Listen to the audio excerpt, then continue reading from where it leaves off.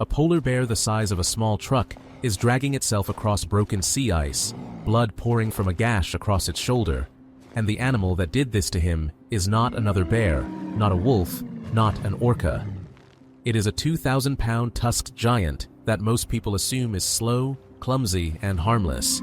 By the end of this video, you will understand why marine biologists consider the walrus one of the most underestimated killers in the entire Arctic, and why even the most powerful land predator on the planet thinks twice before attacking one. Stay with us, because what you are about to see rewrites everything you thought you knew about who really rules the top of the world. The Arctic in late spring looks deceptively peaceful. Endless sheets of white stretch to the horizon, broken only by pressure ridges where slabs of ice have collided and buckled into jagged walls. Beneath that stillness, however, one of the most brutal survival dramas on Earth is playing out, season after season, as the sea ice that both predator and prey depend on begins to shrink weeks earlier than it did a generation ago. This single, invisible change in timing is rewriting the rules of a relationship that has existed for hundreds of thousands of years, forcing two of the continent's most powerful animals into confrontations that neither one was originally built to survive. The polar bear, Ursus maritimus, is the largest land carnivore alive today, with adult males regularly topping 600 kilograms and standing over 3 meters tall on their hind legs. Every part of this animal has been shaped by a single obsession: killing seals on ice. Its nose can detect a seal's breathing hole from over a kilometer away, buried under snow. Its front paws, nearly 30 centimeters across, work as both paddles for swimming and sledgehammers for crushing skulls. Its jaw can generate a bite force strong enough to shatter bone in a single snap. For most of the year, this is more than enough. Ringed and bearded seals make up the overwhelming majority of a polar bear's diet, and a healthy bear can go weeks between successful hunts, living off a thick reserve of fat built during the feeding frenzy of spring. But sea ice does not last forever, and every year it lasts a little less. As the ice retreats earlier and reforms later, the platforms polar bears use to ambush seals disappear from under their paws. Bears that once had months of uninterrupted hunting now find themselves stranded on land or forced onto shrinking, unstable ice with fewer and fewer seals within reach. Hunger changes behavior. A polar bear that has gone without a substantial meal for weeks is no longer a patient, calculating predator, waiting motionless at a breathing hole. It becomes a desperate opportunist, willing to take risks it would normally avoid, and that desperation is what increasingly pushes bears toward a target most of them would rather leave alone: the walrus. The Pacific walrus, Odobenus rosmarus divergens, is not built like prey. Adult males can weigh close to 2,000 kilograms, more than 3 times the mass of even the largest polar bear, with a layer of blubber up to 15 centimeters thick that acts like a suit of natural armor. Its skin alone can be over 3 centimeters deep, tough enough to blunt a bear's claws in most places, which forces any attacking bear to hunt for a handful of softer targets: the eyes, the throat, the underside of the flippers, if it wants a strike to actually matter. And then there are the tusks, elongated canine teeth that typically reach 50 to 80 centimeters and can exceed a meter in exceptional bulls, used by walruses to haul their enormous bodies out of the water, to fight rivals during the breeding season, and, when necessary, to kill. A single downward thrust from a mature bull, driven by a neck and shoulder built to drag 2 tons across ice and rock, can punch straight through muscle and into vital organs. In a fight where the bear needs precision and the walrus only needs to connect once, the margin for error belongs entirely to the predator. Walruses are also almost never alone. Outside of the breeding season, they gather in colonies that can number in the thousands, hauled out together on beaches or ice floes in dense, overlapping masses of blubber and tusk. This is not accidental. A lone walrus is vulnerable, but a colony is a fortress. When a predator approaches, the animals nearest the danger bellow a warning that ripples through the group within seconds, and the herd tightens into a defensive knot, tusks angled outward, mothers pulling calves toward the center. A bear staring down a wall of 2-ton animals bristling with sharpened ivory is looking at a threat that dwarfs anything a lone seal could present, and most bears, even hungry ones, know better than to charge straight in.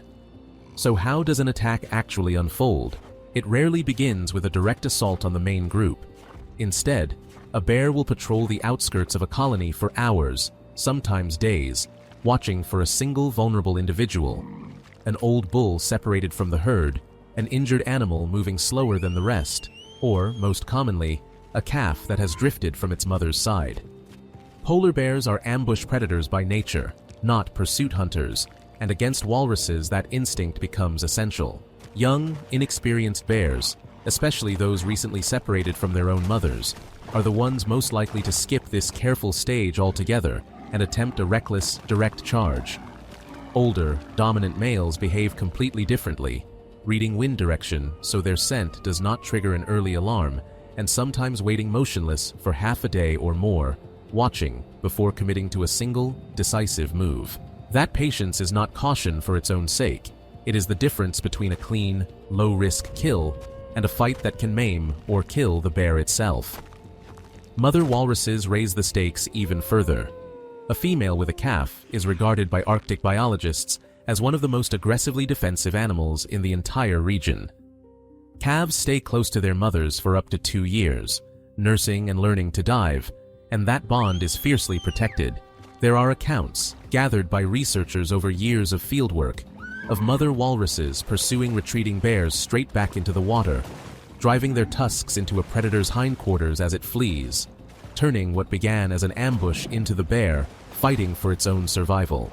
Indigenous hunters across the Arctic, from the Inupiat of Alaska to the Chukchi of Siberia, have passed this knowledge down for generations, and their teachings are specific. Never approach a walrus herd that includes calves, no matter who or what is doing the approaching. There is also a walrus behavior that has nothing to do with bears at all, and it may be even more lethal. When a hauled-out herd is startled, whether by a predator, a passing boat, or the low rumble of aircraft, the entire colony can panic simultaneously and surge toward the water in a chaotic wave of blubber and tusk, a phenomenon researchers call stampeding. Calves and smaller individuals caught in that crush have been known to be trampled to death by their own herd. And in some of the largest recorded haul-out events, a single stampede has killed more walruses in minutes than predators kill in an entire season. It is a reminder that survival among these animals is never guaranteed, and that their sheer physical mass makes them dangerous in ways that have nothing to do with intent. But stampedes and maternal fury are only the warm-up. The real question, the one this entire story has been building toward, is what happens when a bear actually stops circling and goes in for the kill. Killing an adult walrus in open combat is exceptionally rare, and for good reason.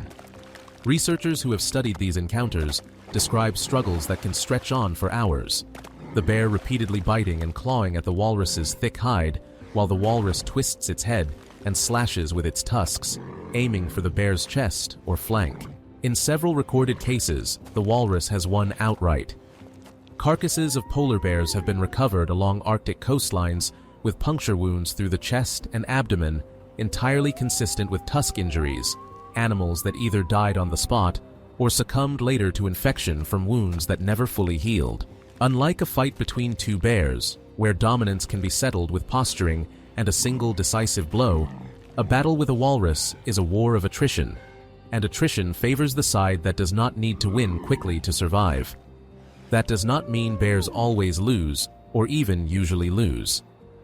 Successful predation happens, particularly against young walruses caught alone, or animals already weakened by age, injury, or disease. Here, a bear's raw power becomes decisive. A single blow from a forepaw can crack a walrus skull, and once the jaws close around the throat or head of an isolated calf, the outcome is rarely in doubt.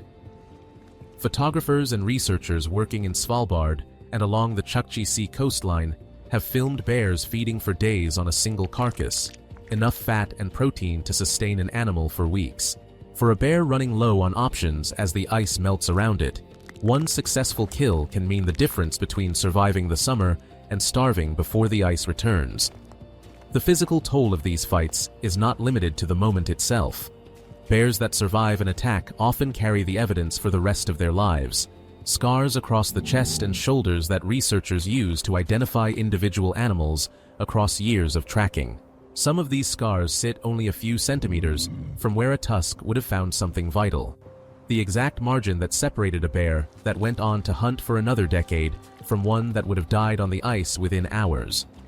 Photographers who have spent years documenting these animals describe a visible wariness in scarred bears around walrus colonies, a hesitation that younger, unmarked bears simply do not show, as if the lesson, once nearly fatal, is never forgotten. Every kill, successful or not, ripples outward through the surrounding ecosystem.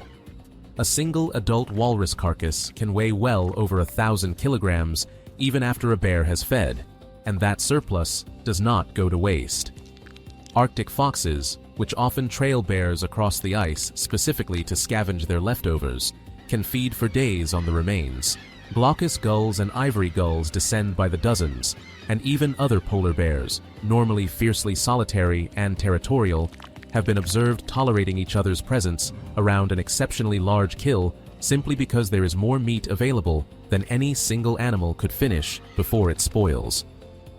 A rare, violent confrontation between two Arctic giants becomes, briefly, a foundation that feeds an entire local food web. Not every encounter ends in a hunt at all. In many observed cases, a bear will approach a haul-out, assess it, and simply walk away, recognizing instinctively that the risk outweighs the reward. That restraint is itself a survival strategy, because even a moderate injury, a torn muscle, a fractured rib, an infected puncture wound, can be a slow death sentence for an animal that depends entirely on mobility and stamina to hunt seals for the rest of the year. One bad decision at a walrus colony can quietly become a decline that plays out over the following months, long after the wound itself has scarred over. And yet, for a species that spent hundreds of thousands of years successfully avoiding this exact kind of risk, something has clearly shifted, because these encounters are now happening far more often than they used to, and the cause has almost nothing to do with the bears or the walruses themselves. Polar bears, after all, did not evolve to hunt walruses. For most of their history, seals on stable sea ice provided every calorie a bear needed, and walrus colonies were left alone, too dangerous and too difficult to justify the risk. What has changed is the ice itself. Satellite tracking of individual bears shows a measurable, steady increase in the time they now spend on land near coastal walrus colonies compared to just a few decades ago, tracking almost exactly with the earlier breakup of sea ice each spring. As the platforms bears rely on for seal hunting keep disappearing sooner, more bears are pushed toward walrus herds out of necessity rather than preference, turning what was once a rare, opportunistic gamble into something researchers now see with increasing frequency. That same shrinking ice is reshaping walrus behavior too, and not always in the bear's favor. Some of the largest walrus haul-outs ever recorded, gatherings of tens of thousands of animals along the coasts of Alaska and Russia, exist because herds that once rested on floating ice out at sea now have nowhere left to go but land. These massive land-based gatherings are far more vulnerable to disturbance than a scattered ice floe ever was, and a single bear wandering too close, or a low-flying aircraft, or even a boat full of curious tourists, can trigger the same lethal stampede described earlier, one capable of killing more animals in minutes than any predator could kill in a season. What remains constant through all of this change is the raw intensity of the encounters themselves. Every documented clash between a polar bear and a walrus is a genuine contest between two of nature's most formidable animals, one relying on cunning, power, and precision, the other on mass, armor, and the safety of numbers.